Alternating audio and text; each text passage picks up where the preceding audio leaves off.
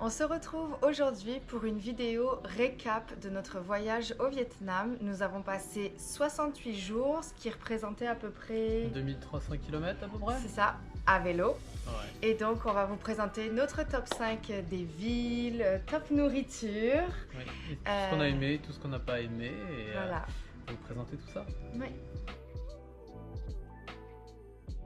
Donc là, on commence par les top 5 des villes qu'on a préférées. Donc on commence avec la ville en 5e position, c'est le petit village de An Phu. En fait, on s'est retrouvé par hasard dans ce village parce qu'on ne trouvait pas de logement à Tuy Hoa, qui est une ville sur la côte vietnamienne plutôt au centre. Et c'était vraiment un village qu'on a adoré. Ouais. En fait, ça ressemble à une ville balnéaire, mais il n'y a pas grand chose d'extraordinaire, des grands bâtiments et tout. Non, c'est vraiment un truc très typique vietnamien. Bord de l'eau, tranquille. Il y avait tout ce qu'on avait besoin dans un petit village, dont de la bonne nourriture, des bons desserts, la plage juste à côté. Ouais, c'était très agréable et au final, pas cher du tout. Mm.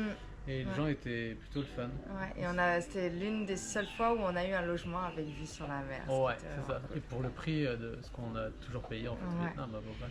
Dans numéro 4, Hoi An. Hoi An, la ville un peu reconnue par le... Classé patrimoine mondial de l'UNESCO.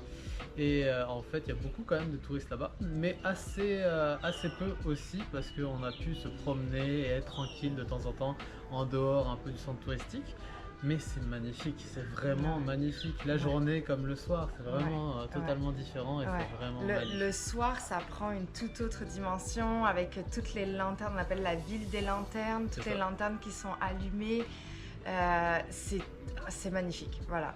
C'est Non, vraiment, et on il y a a des adoré. musées, il y a un musée magnifique sur les ethnies. Il y a beaucoup de Oui. choses à voir en fait, il y a beaucoup de Ouais. temples et la vie nocturne est quand même le fun aussi. Donc à visiter en famille ou en couple, c'est vraiment Ouais, bien. tout seul. Mais c'est vrai que pourquoi on l'a mis en 4e position? Parce que ça reste très touristique et c'est vrai que la journée, c'est pas nécessairement agréable. Alors nous, on a toujours été hors saison, mais je pense qu'en haute saison, ça peut être un peu désagréable. Les Vietnamiens peuvent être un peu insistants, Ouais. un peu incitants. Surtout dans le vrai centre touristique là. Ouais, Hein. ouais. En 3e position, Bac Yan. Bac Yan, ça on a adoré parce que en fait Où c'était? c'est dans le nord du Vietnam, dans le les nord- montagnes. Dans les montagnes. Pas dans la zone la plus touristique du nord, ce qui est Ouais. plutôt le fun parce qu'on n'aime pas trop être proche du monde qui ne vient pas de là-bas. Donc au final c'était vraiment cool. Petit village, le marché. T'as aimé Ouais. ça le marché? Ouais, il y avait le marché avec vraiment beaucoup de... En fait, on voyait les femmes coudre vraiment à la machine les tissus, les tenues traditionnelles en fait. Donc ça reste un village dans les montagnes, donc il y a une forte présence des ethnies et on voyait vraiment sous nos yeux la fabrication des tenues traditionnelles. Donc c'était vraiment chouette et c'est le nord, donc il y a... Les touristes occidentaux s'agglutinent à Agiang et à Sapa, mais là où on était, il y a quand même un petit peu de tourisme. Il peut y avoir un peu de tourisme plus asiatique, vietnamien même en fait. Mais c'est vrai que ça reste un tout petit village perché dans les montagnes, c'est magnifique. C'est très difficile de s'y rendre à vélo. Il y a quand même des bonnes montées. Ouais. Depuis Hanoï, on a à peu près 3-4 jours de grosses montagnes, mais c'est très beau. Ça vaut le coup, ça vaut le coup. Ouais. Ouais. En 2e position, Can Tho. À Canto, ça c'était notre premier coup de cœur vrai au Vietnam. J'ai vraiment adoré ça parce que c'était avant c'était très rural, c'était des petits villages qu'on passait un par un et là on est tombé sur une ville très dynamique, une grande jeunesse, pas mal de jeunes dehors, dans les cafés, dans les restaurants, des mini ruelles parallèles un peu partout. La plupart des gens qui vont là-bas à Bac Yan c'est pour pour le pont flottant, c'est ça hein? Pour le marché flottant. Le marché flottant. Ouais, c'est ça, faut savoir. Le pont flottant. Il faut y avoir un pont flottant aussi. Donc, je sais pas si tu l'as dit, mais en fait, Can Tho, c'est dans le delta du Mekong. Ouais. Donc, c'est tout au sud. Et en fait, c'est vrai que la plupart des gens vont pour donc, le marché flottant, qui est très touristique. Et c'est la seule, en fait, c'est le truc qu'on n'a pas fait parce que ça perd un peu de son authenticité. En fait, c'est pas un vrai marché flottant. Tout tourne tourne autour de l'attrait touristique. Et on a même entendu, quand on y était, qu'on pouvait avoir 8 bateaux de touristes pour 2-3 bateaux vraiment du vrai marché flottant. Ouais, donc ça vaut pas le coup en fait.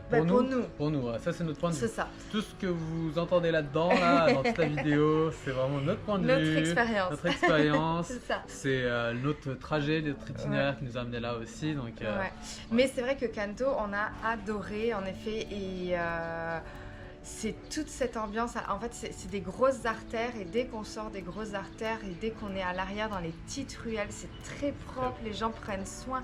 Il y a des plantes partout, des petits cafés cachés, des petits restaurants. Les gens sont belles. Ouais, les gens sont fun. Et il y a beaucoup de choses à aller voir. On est tombé sur une pagode bouddhiste et 2 pagodes.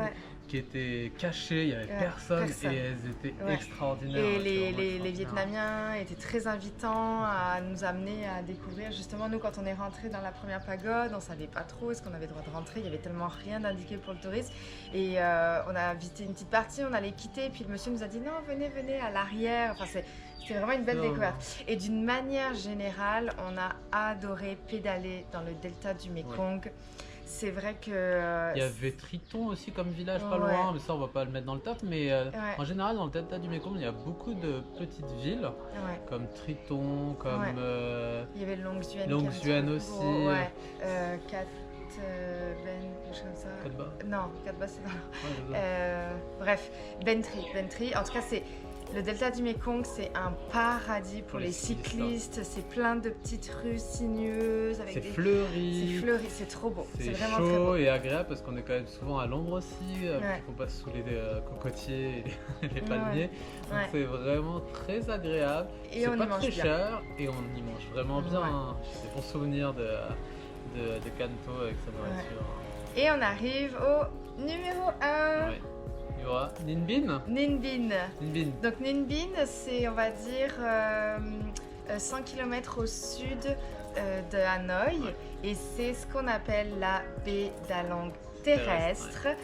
Donc c'est caractéristique avec ces gros pics karstiques, là où notamment le drone a fini sa vie. On a perdu un Mais vous voyez, même si on a perdu le drone dedans, ça reste notre numéro 1. Il y a un petit regret aussi derrière parce qu'on n'a pas eu de chance sur la météo. On a eu quand même du temps froid et un peu de pluie. Donc même avec ça, on a trouvé que le paysage était extraordinaire pour ces genres. Et encore une fois, c'est un paradis pour faire du vélo. Donc là, bizarrement, c'est la première ville où on arrive et on voit plein de touristes qui font du vélo. Bon, ça, c'est pas Ninh Binh. C'est à Tam Coc. Oui, parce qu'en fait, Ninh Binh, c'est la ville. Et après, il faut plus aller vers Tam Coc pour aller pédaler dans la baie d'Along terrestre. Mais c'est des paysages qui sont incroyables. Et on espère vraiment un jour y retourner pour le faire sous le soleil. Parce que c'était très très beau. Nous, le fait qu'il pleuve et qu'il y ait cette espèce de bruine tout le temps, c'est vrai que ça donnait un petit charme, un petit côté mystique des fois. On se baladait, on voyait était des temples qui apparaissaient dans les montagnes. Et on a même vécu des aventures en final avec le drone qui s'est craché. Elle a coupé un bambou complet, on a essayé de le sauver comme on pouvait. Donc il y a eu quand même de belles aventures pour nous et on a aimé, on a hâte d'y retourner au soleil. C'est très beau. Donc ça, c'était notre top 5 des villes préférées au Vietnam. Et je vous dirais que vous soyez à pied, en backpack ou à vélo, c'est des villes qui sont accessibles. Il y a, oui, bien entendu, les bus touristiques, les sleeping bus, mais vous trouvez aussi les bus des locaux. Par exemple, Bac Yen, c'est vrai qu'il n'y a peut-être pas un sleeping bus qui se rend à Bac Yen, mais vous trouverez toujours des bus. Si vous faites du pouce, il y aura toujours un camion pour vous embarquer. Le Vietnam est quand même très facile pour se déplacer. Et en tout cas, nous, notre expérience, on encourage vraiment... Non, le budget, c'est plus tard. Nous, on encourage vraiment à sortir des sentiers battus. Oui, le sleeping bus, c'est très confortable, mais allez au-delà des sentiers touristiques, allez voir les villes autres parce que ce sera une toute autre expérience. Mais c'est comme les terres, nous on n'a pas pu aller dans les terres, on était plus sur la côte au début. Donc il y a plein de choses que nous on n'a pas vues et qui sont sûrement extraordinaires. Le Vietnam en général nous a vraiment plu et on y retournerait peut-être pour voir les autres choses qu'on n'a pas pu voir, les autres paysages comme la baie d'Along tout court en fait, ou plus le nord encore, ou à l'intérieur des terres aussi. là, nous allons vous présenter le top 3 nourriture qu'on a préféré, ce qui est très important pour nous, là, surtout en vélo. Bon, même si j'avais pas de vélo. Hein. Bon, Ouais. on commence avec le numéro 3, le Komrang. C'est mon préféré en vrai. J'ai vraiment aimé ça, c'est juste du riz frit, tout simplement, avec des petits légumes dessus, arrosé un peu de sauce soya, avec du Donc là, il y a plusieurs blé, choix en fait. Donc Komrang, du c'est bœuf, juste riz frit, c'est ça. ouais. Et après, il y a. Qu'est-ce qu'il y a après? Donc si après. Komrang ga, ga, là ça va être poulet. Il y a- Et donc c'est vrai que nous on a mangé à plusieurs reprises le Komrang Zuabo, Ouais. où là c'était avec du bœuf mariné avec des légumes, Ouais. etc. Ouais, c'est ça. Ça c'était bon, c'était vraiment très, Très bon, bon, ouais. simple et ça remplit bien le ventre, c'était pas Ouais. cher du tout. Ouais. Et c'est surtout vers le nord, plus à partir de Hanoï qu'on a vu ce plat-là. Oui. On l'a pas trop vu Non, dans pas le sud. ouais, Non, ça. c'était, Il faut savoir que le Vietnam, c'est voilà, c'est immense.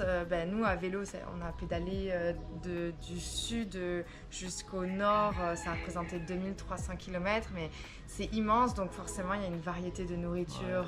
Il y a des choses qu'on va C'est la trouver. frustration du cycliste, ça. C'est dès que tu manges quelque chose, tu dis peut-être que je vais jamais le retrouver. Ça, C'est très c'est- dur ça, quand t'aimes quelque chose, tu dis, Ouais. on avance, on voit. Numéro 2, alors, Bunka. Ouais. Bunka, donc c'est ces espèces On le prononce mal hein, peut-être aussi, un cas.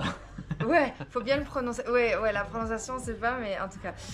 Bunka, c'est une soupe de poisson. Une soupe de poisson.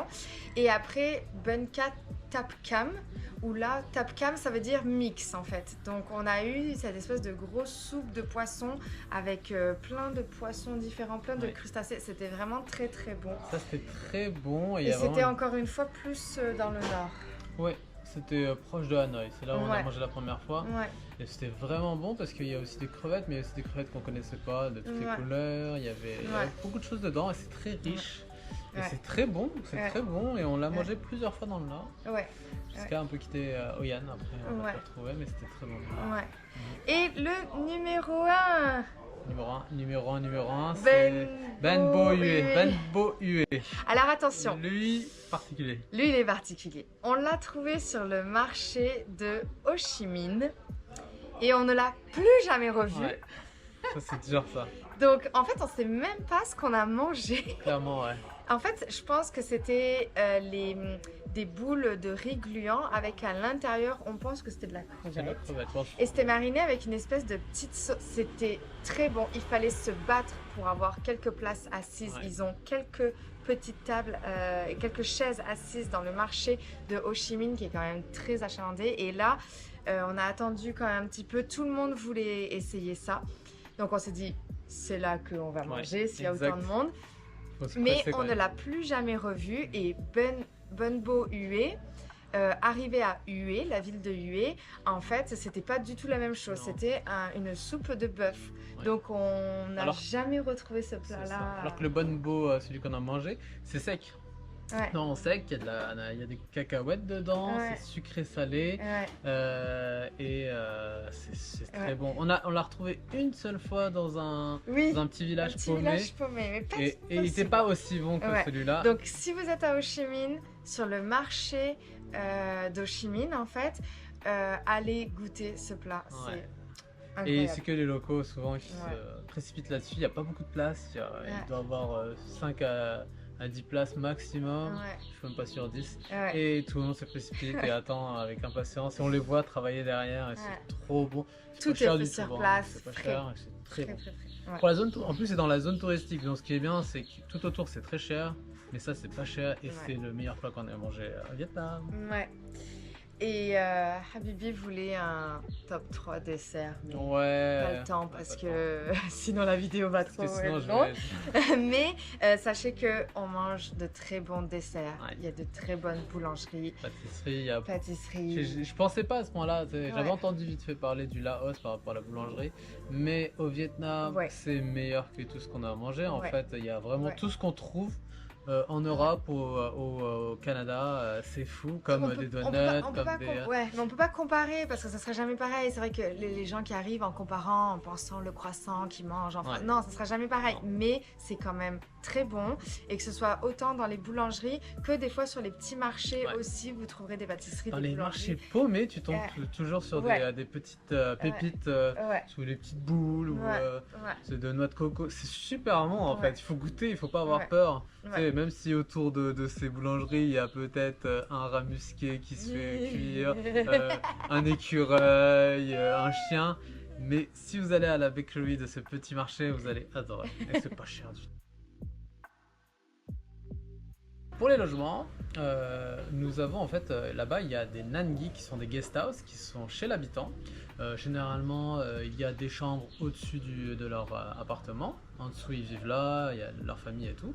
Et c'est des appartements assez sommaires mais assez suffisants pour nous vu le prix en plus qui était pas trop cher. C'était combien à peu près? C'est ça, donc nous c'est vrai qu'on a un budget assez bas. Donc on s'est dirigé vers les nangi qui étaient entre 200 000 dong et 300 000 dong. Donc ça fait entre 11 dollars canadiens et 17 dollars canadiens à peu près. Donc à deux, c'est quand même Ouais. très bon. C'est bon, correct. Les nangi, peut y avoir un peu de tout. C'est-à-dire que des fois c'était bien, des fois ça peut être un peu plus sale quand même. Ouais, c'est quand même souvent sale. Ouais. Trouver des clopes. C'est ça, c'est-à-dire qu'en fait au Vietnam, même si c'est marqué que c'est interdit de fumer dans les logements, en fait on trouvait souvent l'odeur de cigarettes et des fois même des mégots au sol. Ouais, mais, dans les logements, c'était quand même sale, c'était mal C'est ça. nettoyé. On a eu des salles de bain qui étaient quand même assez dégueulasses parfois. C'est quand Salle même de bain mal sont entretenu. dégueulasses, les draps peuvent ne pas être nettoyés. Ouais. Après, le pire, en fait, c'est pas tout ça pour nous. Parce que quand tu vas là-bas, c'est pour le confort. Bah, le pire au Vietnam, en fait, c'est les lits. Les lits, c'est difficile. Le matelas. Le matelas est dur, c'est vraiment Très dur. très dur. C'est un bois, en fait. niveau que t'as jamais connu Ouais, ça de je ta vois. vie. Ça, c'était fou, Très ça. dur. Je Ouais. pensais pas à ce point-là, mais c'est vraiment, tu Ouais. dors sur des planchers de bois. Ouais. Et ça reste à peu près dans les 70-80% de tout ce qu'on a Ouais. dormi, c'était Ouais. ça, quoi. Ouais. Et après, il faut savoir que voilà, les nangi, donc parfois elles sont sur Booking. Il peut y avoir des promos sur Booking qui peuvent être intéressantes. Parfois, c'est plus cher sur Booking, puis c'est mieux de se rendre sur place, puis d'essayer de négocier. Nous, on a essayé à plusieurs reprises de négocier. Ça a toujours quand même été très difficile de négocier les logements au Vietnam. Nous, les gens qui nous disent « Oh, j'ai négocié le moitié du prix et tout », même hors saison, nous, on a toujours eu la difficulté. On l'a eu une fois ou deux. Sauf si vraiment la personne, elle propose un prix qui est démesurément... Comme une fois, une femme nous a proposé 400 000 dong, ce qui est le double de notre budget. On était comme, non, ça vaut clairement pas ça. Et on a réussi à descendre à 250 000 dong. Mais sinon, on n'a jamais réussi. Et je pense que ça va aller en augmentant. Nous passons à la prochaine catégorie, route et itinéraire. Donc nous sommes arrivés du Cambodge, tout au sud du Vietnam en fait, à la frontière de Ha Tien, la ville d'Ha Tien. Et donc nous avons traversé le delta du Mekong jusqu'à Ho Chi Minh. Oui. Et après Ho Chi Minh, on a décidé en fait d'aller sur la côte. En fait, donc c'est vrai que quand tu es au Vietnam et que tu es à vélo, il y a énormément de choix de routes. Et donc c'est vrai qu'à partir de Ho Chi Minh, il y a la route qui est à l'intérieur des terres qui est très connue, qui s'appelle la Ho Chi Minh Road, mais qui est vraiment à l'intérieur des terres, qui est quand même plus rural, plus montagneux. Donc, puis nous on voulait vraiment voir de la plage, du soleil. Donc, en fait c'est ça, ça faisait longtemps qu'on n'avait pas vu de plage. Entre le Cambodge, on avait vu un peu Kampot dans le sud. Et là on s'est dit, dès qu'on peut, on va à la plage, etc. Donc de Ho Chi Minh, on est parti direct, ligne droite vers la plage. On a fait un 96 km et on est arrivé sur la plage direct. Et de là, on est monté toute la côte. Et là, un petit peu de difficulté avec la pluie. Et on est arrivé à Hue. À Hue, on a pris un bus, comment on appelle ça, un sleeping bus. C'était très agréable comme expérience. Et on est arrivé à Ninh Binh, à Tam Coc, Ninh Binh. Et c'est ça. Et de là, on est remonté jusqu'à Hanoï. À vélo, on y est resté un petit temps. Et après, on est reparti dans le nord, direction Son La et Dien Bien Phu, qui est jusqu'à la frontière du Laos. C'est ça. Donc, c'est sûr qu'il y a quand même des petites choses à prendre en considération, notamment le vent quand vous roulez sur la côte. Ouais, la météo. La météo. Donc, il faut savoir que le Vietnam, c'est très très grand. Donc, dans le sud, c'est un climat qui est beaucoup plus tropical. Il fait chaud, il fait humide. Assez simple en final. Hein. Ouais, bon, il y a des gens qui supportent pas la chaleur humide et que c'est très difficile, vous suez beaucoup. Mais c'est quand même un bon climat. Et il y a toute cette région au centre peut être beaucoup plus pluvieuse. Et nous, on a été, je pense, une année vraiment instable, très pluvieuse, où les locaux nous disaient normalement il fait beau à cette époque, puis là, c'était pas le cas. Donc, c'est vrai qu'il faut prévoir quand même. Il faut prévoir qu'il peut beaucoup pleuvoir dans le centre. C'est pour ça qu'on a sauté en bus en fait de Hue à Ninh Binh. Et même jusqu'à Hanoï, la pluie a continué. Il faisait froid, il faisait autour de 10 degrés. Donc c'est quand même à prévoir dans son itinéraire pour un voyage. Ouais. Par contre, Komoot a super bien fonctionné. Google Maps et Komoot, il n'y a aucun problème sur le Vietnam, c'est bien fait. Il faut savoir quand même que donc il y a les routes qui s'appellent CT. Les routes CT, c'est des routes qui peuvent avoir des sections interdites au vélo. Souvent à cause des tunnels en fait. Ouais. Et après, il y a les routes, les QL. Donc les QL sont quand même des grosses routes où il y a beaucoup de camions, beaucoup de trafic, mais il y a toujours un accotement. Donc nous, c'est vrai qu'on n'a pas tout le temps fait des petites routes alternatives. Parfois, on s'est retrouvés à rouler sur les QL parce qu'on voulait avancer assez rapidement. Et ça a toujours été bien quand même. Non, il n'y a pas de problème avec ça. Donc il faut savoir que quand vous choisissez de pédaler le long de la côte, il y a le facteur vent à prendre en considération. Donc de Hanoï jusqu'à, en fait nous on est arrivé sur la côte à hauteur de Ho Chi Minh, la ville de La Ghi. Et les vents, pour nous quand on y était, changeaient de direction à hauteur de Da Nang. Ouais, c'est ça. À hauteur de Da Nang. Donc de Hanoï à Da Nang, si vous faites nord vers le sud, vous avez le vent dans le dos. Mais après de Da Nang, en descendant jusqu'à La Ghi, vous avez le vent de face. Ouais. Mais nous on a commencé, parce que là ça fait un peu trop, on a commencé du sud vers le nord. Oui, c'est ça qu'il faut se dire. On est du sud vers le nord. Donc de Ho Chi Minh, la plage jusqu'à Da Nang, on a eu le vent de face. Ouais. À partir de Da Nang jusqu'à Hanoï, là ça a été. On a eu le vent de côté. De côté, c'était pas le fun, mais bon. Calmé, après généralement ils te disent tout le temps ça change et c'est inversé à ce moment-là. Nous on l'a eu de côté, on l'a pas eu dans le dos quoi. On l'a jamais eu dans le dos, on l'a jamais eu dans le dos. Ouais, jamais. Mais c'est vrai que c'est important de regarder les radars du vent. Ouais. Et nous, on voyait vraiment en fait le vent qui faisait comme ça en fait. Donc vraiment à hauteur de Da Nang, il y avait là où ça change, changement. Mais après, bon voilà. Donc on a eu quand même une semaine, je pense, bien inconfortable de vent de face. Après c'était moins fort, mais c'est jamais le fun. Je pense que le pire, c'est le vent sur l'itinéraire. Au niveau de la sécurité au Vietnam, il n'y a eu aucun problème pour nous. Il n'y a aucun souci au niveau de la sécurité. Souvent on nous a dit en ville ça peut être un peu problématique, on peut se faire voler nos vélos. Un peu comme toutes les grandes villes du monde, on va dire. À Hanoï, on fermait un peu plus nos vélos. Ho Chi Minh aussi, mais sinon le reste c'était quand même assez safe. Ouais. Après, nous on garde toujours un œil sur nos vélos. Ouais. On a quand même 2 antivols, donc s'il y a un problème, on mettait quand même. Si on avait des doutes, on mettait l'antivol. On a quand même toujours attaché nos vélos, ou si on pouvait les rentrer, on les rentrait. C'est vrai que la plupart des Nhan Ghi, ils ont un endroit où on peut rentrer à l'intérieur, mais on les attachait quand même. Et après, c'est vrai que nous, on parle de notre expérience de sécurité en couple. En couple, on n'a jamais eu de problème. Moi, je me suis toujours sentie en sécurité par rapport aux Vietnamiens. Mais c'est vrai qu'on a rencontré une jeune Vietnamienne qui nous a invités à manger. Elle nous disait que quand même, avec la consommation d'alcool, une femme qui voyage seule peut avoir des fois des problèmes avec certains hommes alcoolisés. Nous, on a rencontré pas mal d'hommes alcoolisés, mais comme on était à 2, on s'est jamais senti en insécurité. Après, c'est vrai que les seules petites fois où on s'est séparés, que toi t'as été marcher de ton côté, moi j'ai été marcher de mon côté, on sentait quand même l'expérience un petit peu différente. Moi en tant que femme seule, où ça m'est arrivé, des fois j'étais en vélo dans une montée, Karim était beaucoup plus loin, puis moi j'étais plus à l'arrière, où y a un gars qui arrivait en moto, qui commençait à me parler, nanana. Puis après, quand il voyait en fait qu'il y avait Karim, il partait. Donc c'est ça. Mais nous, notre expérience en couple, on s'est toujours senti en sécurité. Et Ouais, en même temps, il y a du monde partout. c'est ça. De manière générale. Seul Donc, truc, c'est que nous, on n'est pas sortis tard le soir. Je pense qu'on n'a jamais fait vraiment de ouais, soirée tard, donc on peut pas savoir. Mais c'est vrai qu'il y a une certaine heure où on voit quand même beaucoup d'alcool. ouais, En ville, on voit beaucoup de gens ouais, un peu alcoolisés. ouais, Et là, on décide de rentrer généralement. À ce ouais, moment-là, on est fatigué, ouais. on dort. Mais après, j'ai envie de dire, c'est un peu comme dans tous les endroits dans le monde, C'est quoi. Je veux ça. dire, tu prends tes précautions. Si t'es une femme seule, ben oui, t'es Ça pas doit chez changer toi, ton même chez expérience. toi, tu fais attention le Ouais. soir, voilà. Mais en vrai, pas de problème. C'est Mm. quand même très safe. Pour ce qui est du Ouais. budget, C'est important pour nous. c'est important. Je pense pour beaucoup de gens, c'est important. Sur un trajet aussi long. Et, Ouais. c'est important. Donc 6 mois en Asie du Sud-Est et peut-être plus ailleurs par la suite à vélo.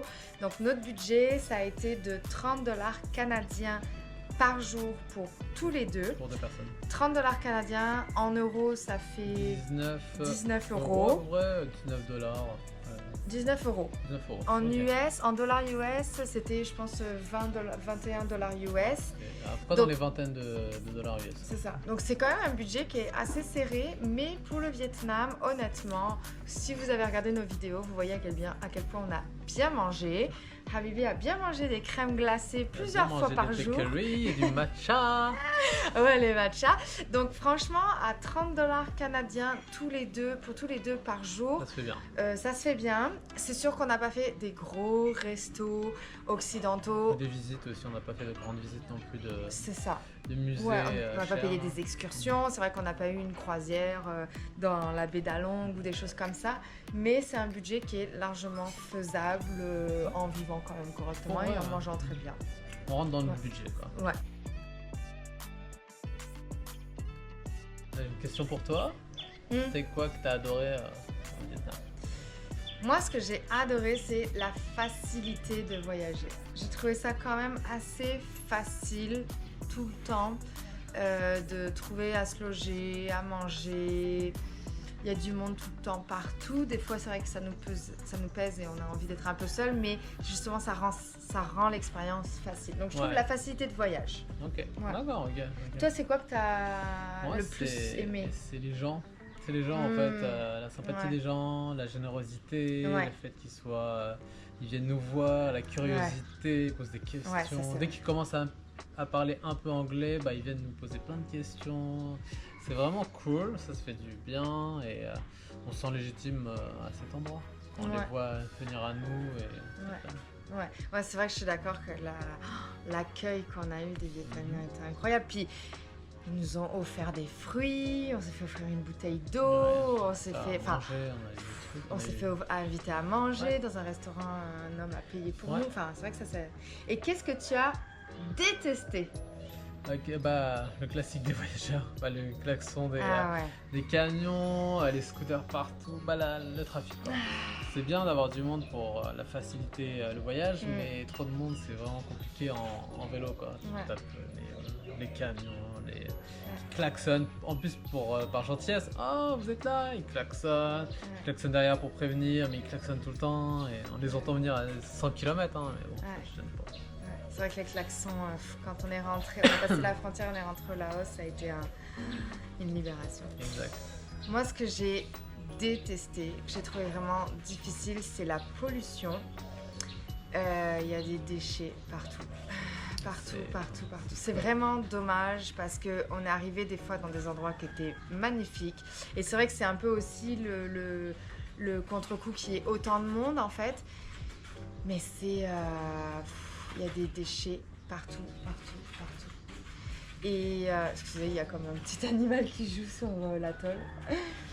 Mais c'est des déchets qui sont... Enfin, on les a vus des fois où ils sont dans leur camion, paf, le gars il baisse la fenêtre et hop, il balance par-dessus bord son sac poubelle. On a vu une fois un gars qui sortait d'un bus touristique et les bonbonnes d'eau, il l'a balancé Normal, comme quoi. ça. À un Et moment... madame, je pense... Non, ça c'était ailleurs. Mais oui, il y a des madames qui jettent des saletés dans les rivières. Ouais, on était au bord du delta du Mékong, un petit café au bord du delta au bord du On se fait Mékong. plaisir, quoi. Puis la madame, elle est en train de travailler, puis hop, elle balance par-dessus dans la rivière, quoi. Fait qu'en fait, et puis c'est ça, cette pollution fait que il y a plein d'endroits où on se disait, oh, on pourrait camper là, puis en fait, t'arrives, il y a tellement de déchets. Moi, je campe pas parmi les déchets, Ouais, ça me c'est dégoûte. ça. Tu te dis, ah là, il y a une rivière, ou là, on pourrait se baigner. Non, mais en fait, tu peux pas te baigner, Ouais, c'est les rivières sont dégueulasse. dégueulasses, C'est Ouais. dégueulasse. Donc, ouais. Fait que ça, c'était vraiment dur, ouais, vraiment dur. Tout un paysage gâché par la pollution. Vous l'aurez compris, on a adoré le Vietnam. Ouais. Franchement, c'est un pays incroyable. Il y a une diversité, une richesse. Un pays continent, pour moi, il y a tous les Ouais. paysages, les gens sont extraordinaires et ils sont différents. Entre le nord, le sud, l'ouest, l'est, c'est Ouais. différent.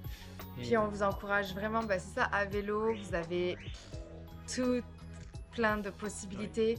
Et franchement, on a vu une grosse différence dans le contact avec les gens. Dès qu'on arrivait dans les zones touristiques, c'était beaucoup plus compliqué. Les Vietnamiens étaient beaucoup plus distants, beaucoup plus froids. Ouais. Et en dehors des zones touristiques, c'était incroyable. Donc on vous encourage vraiment à sortir des sentiers battus, à Ouais. vraiment vous rendre. Et, Et après, c'est notre expérience parce qu'on a entendu des cyclo-voyageurs qui ont eu une expérience complètement différente. Ça n'engage que nous, mais nous, on a eu un accueil incroyable.